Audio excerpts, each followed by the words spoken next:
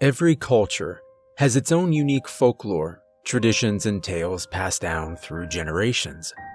In the modern day, these are often looked upon by most with the idle interest of a time gone by, but I've always found them to be quite fascinating. They reveal so much about the hopes and fears of people who once were people trying to make sense of the world around them, and at times, cope with its harsh realities. It was this passion of mine that would eventually lead me to major in folklore at Memorial University. I relished the study, so I was thrilled when I was given the assignment to interview people on a topic of my choosing. I live in Newfoundland, a province steeped in supernatural folklore, so I jumped at the chance to delve into the stories of the fairies, the mischievous, malevolent creatures that lurked in the forest and fields. In preparation, I went to the Folklore Archive to borrow some recording equipment, as well as to listen to other recordings to get more of a sense of what I was in for. I listened to people of various ages tell their tales of wee people, of lights in the forest, or of strange, enthralling music carried on the wind. I decided to conduct the interviews in my hometown and made plans to stay with my parents for the weekend. My family comes from a small rural area that's over 400 years old. It's about a 1-hour drive from the city where I lived. Given that this was the sort of town where everyone knew everyone else, it wasn't hard for me to find a few of the older residents who were willing to share their tales and encounters with the fairies and allow me to record them. One lady told me of her uncle, who was wounded by one of them, and spent the rest of the month picking fish bones and wool out of the stinking cut before it finally healed. Another encounter was described by a gentleman who claimed that he'd gone into the woods to set rabbit snares, only to come home 3 weeks later with no recollection of where he'd been or even that such an amount of time had passed. The last interview of the day was reserved for my grandfather, who had agreed to tell me his story, but unlike the others, now seemed reluctant to do so.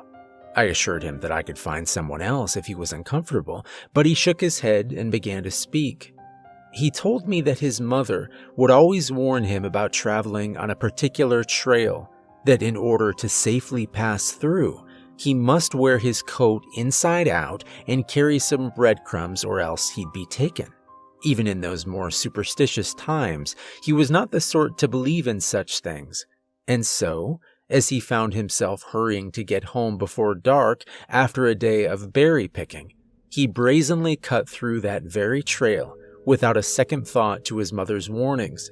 He recalled that as he walked along the path, the surrounding trees seemed to close in on him, the area feeling more oppressive.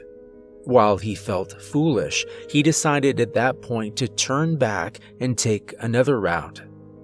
He had begun to shake while telling his tale, but now tears filled his eyes as he spluttered and stammered as he attempted to describe what he saw when he turned back.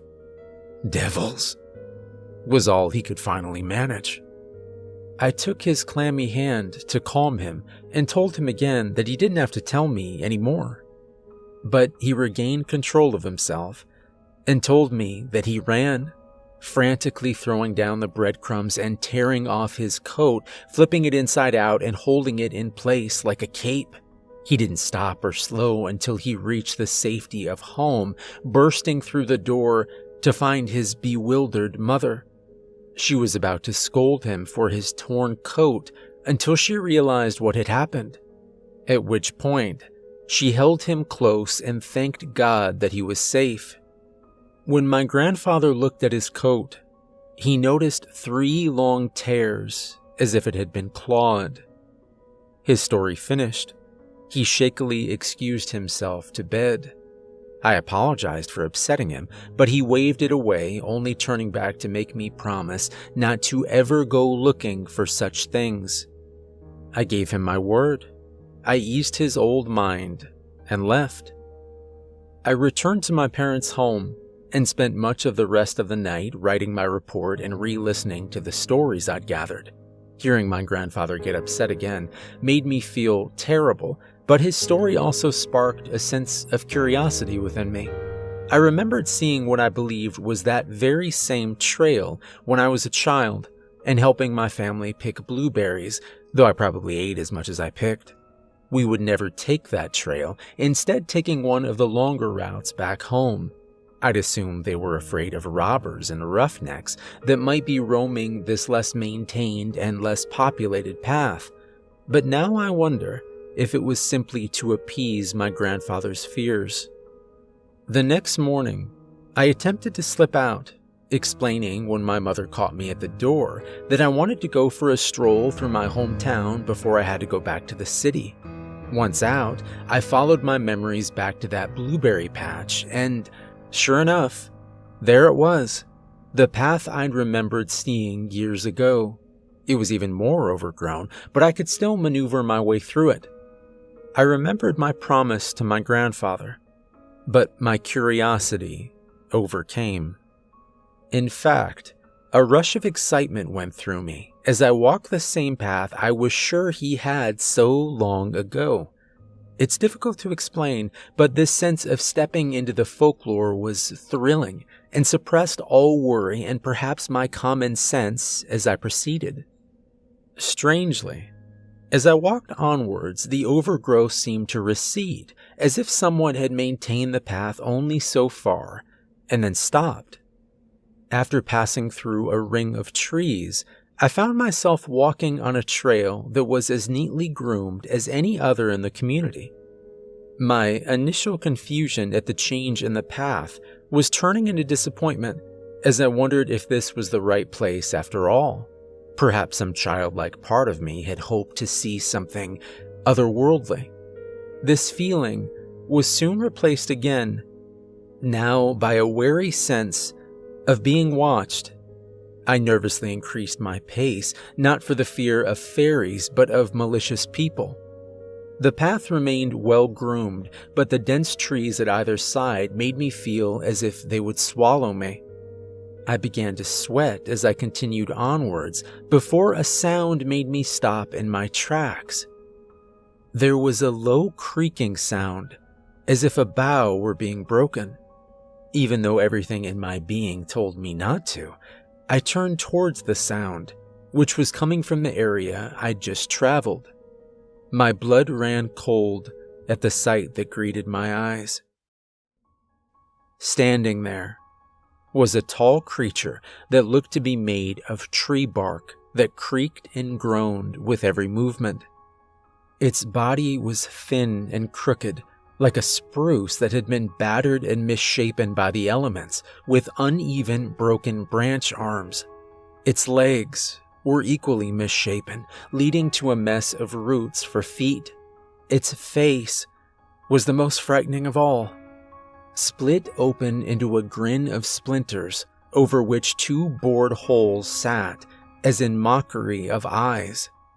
I stood transfixed as a clacking noise heralded the approach of its companion, a creature on all fours whose twisted, knotted body seemed to be made of joined thin antlers and sinew, except for the face, which was a moose-like skull, complete with wider antlers and with eyes that looked like pearls and shone with terrible beauty. A third being appeared, forming out of the ground in front of me. It held a vaguely humanoid form, although faceless, and looked to be composed of moss and soil, though it reeked of death, and insects burrowed through it. I felt the worst sense of malice as I stared at these things. They, the fairies, ruled here, and I was trespassing. Either their thoughts entered my mind, or my fears projected that the King of Rot wanted to suffocate me in his stinking embrace, that the King of Trees wanted to pull me apart until my limbs were as broken tree branches, and the King of Bone wanted to gore me with each of its twisted antler limbs. I was snapped out of my horrid trance as a malformed insect-ridden arm began reaching for me. I ran from them.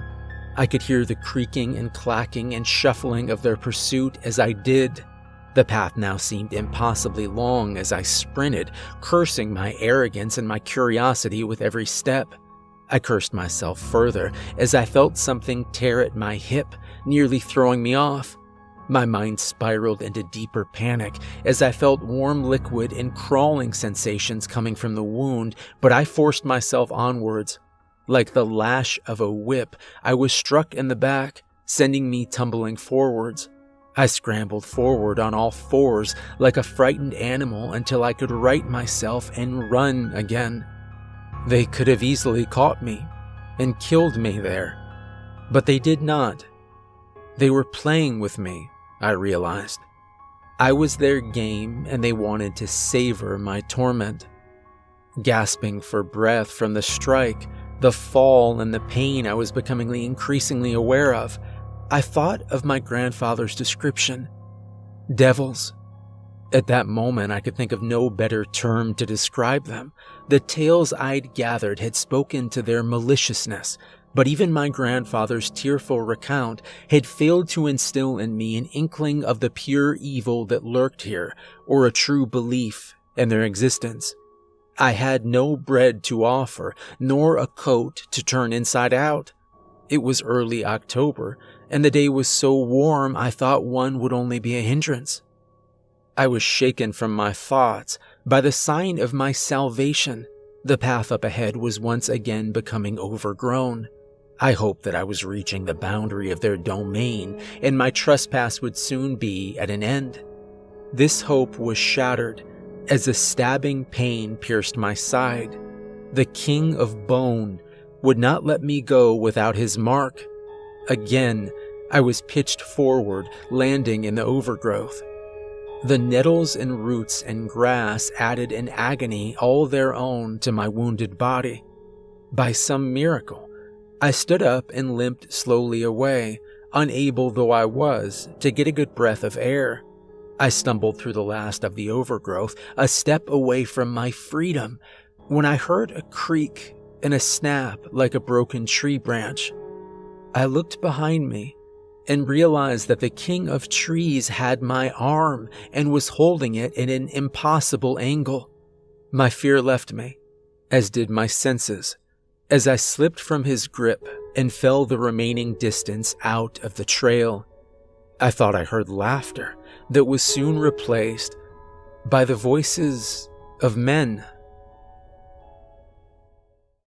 I awoke in a hospital bed, surrounded by the worried faces of my parents and my grandparents. My mother, seeing me awake, burst into fresh tears. She told me that I was in the general hospital and that I'd been attacked by a moose. I was seen falling out of the woods by some locals and rushed to the nearest hospital.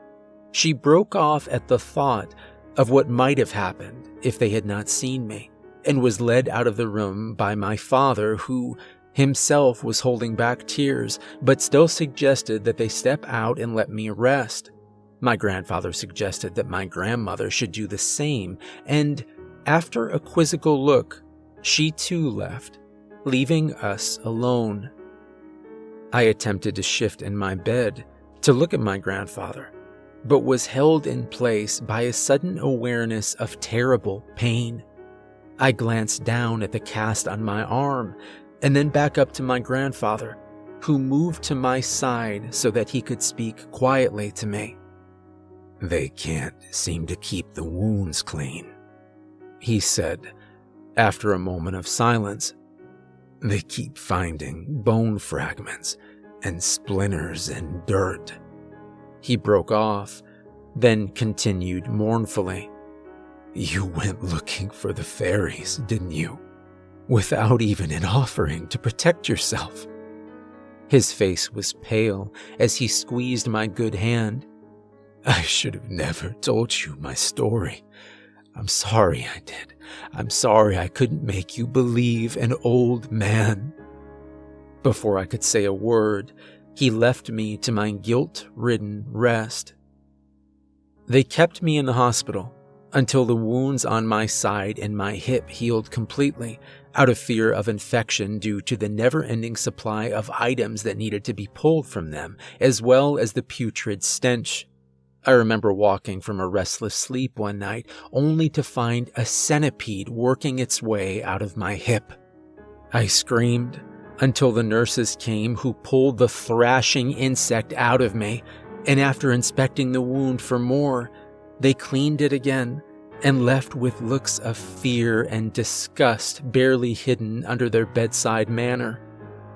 By the time the wounds had healed, so had my bones. They cut open my cast, only to find bark and spruce needles caked in around my arm. Baffling though it was, my arm was healed and they could find no signs of infection, so I was sent home. In the years that passed since that incident, I completed my bachelor's degree and am currently working on my master's while writing a book about the fairy lore of the province, including my own incident. That day did not quash my love of folklore, but has given me a deeper respect for the old tales. I am also driven by another need. Whenever I pass a wooded area, of which there are many even in the city, I hear them. I hear their spiteful laughter and the dreadful creaking and clacking and turning of earth. They want their offering. After so many years, they want payment for my life that goes beyond a handful of breadcrumbs or a coat worn wrong side out. I am supplying this payment by telling my story, their stories, and honoring them here and in my book. I can only hope it will appease them as the sites of my wounds continue to itch, and I often find clumps of spruce needles, moss, and bone waiting at my door.